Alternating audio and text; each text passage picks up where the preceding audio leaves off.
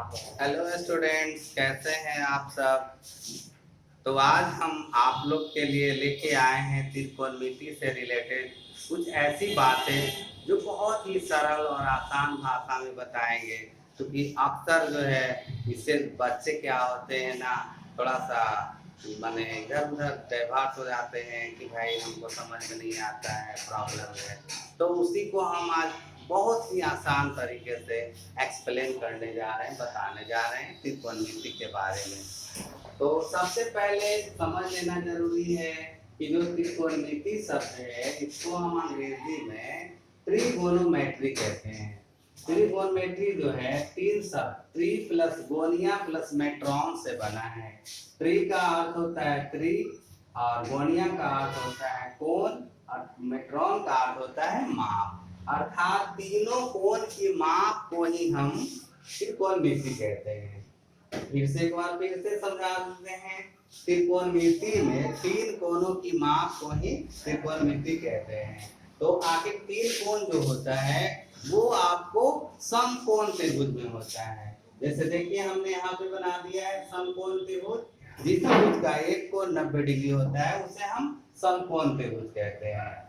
और त्रिकोणमिति की जब परिभाषा जहाँ तक देने की बात है तो त्रिकोणमिति गणित की वह विशेष शाखा है जिसके अंतर्गत किसी समकोण त्रिभुज के कोण के मापन के संबंध में अध्ययन करते हैं। इसके संबंध में अध्ययन करते हैं तो समकोण त्रिभुज के कोण के मापन के संबंध में अध्ययन करते हैं, उसे हम त्रिकोणमिति कहते हैं। त्रिकोणमिति के जनक जो है हिप्पार्कस है। त्रिकोणमिति के जनक हिप्पार्कस है। अब देखिए यहाँ पे हम थोड़ा सा समझाएंगे आपको।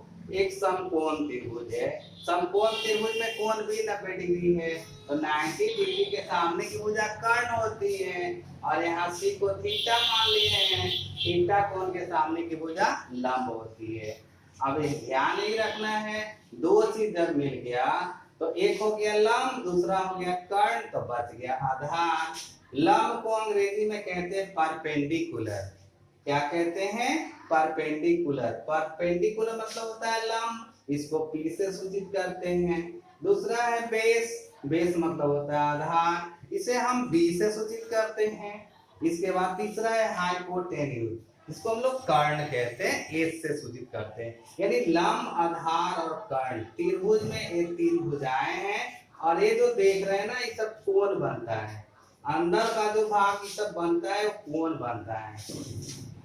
अब इसके बाद हम जानकारी प्राप्त करेंगे कि जो त्रिकोणमितीय निष्पत्तियां हैं वह 6 प्रकार की होती हैं। मुख्य रूप से 3 होते हैं और 3 का अपोजिट होता है। जैसे देखिए पहले जो था, पहला निष्पत्तियां है साइन। साइन का मतलब होता है जया। साइन का मतलब होता है जया। तो पहले साइन लिखाता था SIN, लेकिन अब शॉर्ट का जमाना है।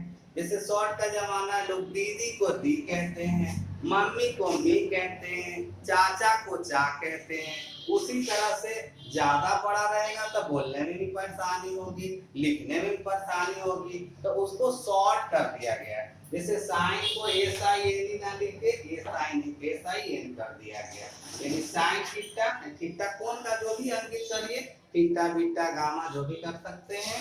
तो साइन थीटा बराबर लंब बटे कर्ण। कॉस थीटा बराबर होता है, देखिए इसको कोसाइन पहले लिखाता था, कोसाइन के मतलब कोसेया, इसको शॉर्ट कर दिए कॉस। तो कॉस थीटा बराबर आधार बटे कर्ण, यानी b बटे x। b से हो गया बेस, x से हो गया हाइपोटेन्यूज। अब आइए तीसरा नंबर में टेंजेंट। टेंजेंट के मतलब होता है स्पर्शरेखा। क्या होता है? स्पर्शरेखा, जिसको हम लोग शॉर्ट में टैन कहते हैं। देखिए सर, बड़ा क्या हो गया कि टेंजेंट हो गया, इसको छोटा हो गया टैन हो गया। टैन बराबर लंब बटे आधार, इसको हम लोग कहते हैं p बटे b, शॉर्ट में लिखते हैं। इसके बाद है कोटेंजेंट, जिसको कहते हैं कोटि स्पर्शरेखा, इसको शॉर्ट में लिखते हैं कॉट थीटा, यानी कॉट मानते हैं। कॉट थीटा बराबर लंब बटे आधार। तीसरा में सेकेंड, जिसको कहते हैं ब्यूकोजेआ, यानी सेक थीटा, कर्ण बटे आधार, h बटे b। और छठा में है कोसेकेंड, जिसको कहते हैं ब्यूजेआ, और इसको शॉर्ट में लिखते हैं कॉसेक थीटा कर्ण बटे लंब यानी h बटे p। तो हमको याद रखना है कि साइन के अपोजिट होता है कॉसेक, साइन के अपोजिट क्या होता है कॉसेक, और कॉस का अपोजिट होता है सेक, टेन के होता है कॉट, उसी तरह से कॉट के टेन, सेक के कॉस, साइन के कॉसेक। मतलब हमको याद रखना है कि साइन जब भी बदलेगा तो साइन बदलेगा कॉसेक में, कॉस बदलेगा सेक में, और टेन बदलेगा कॉट में। तो ठीक है, फिर हम मिलते हैं अगले वीडियो में, नेक्स्ट वीडियो में। तब तक के लिए जय हिंद।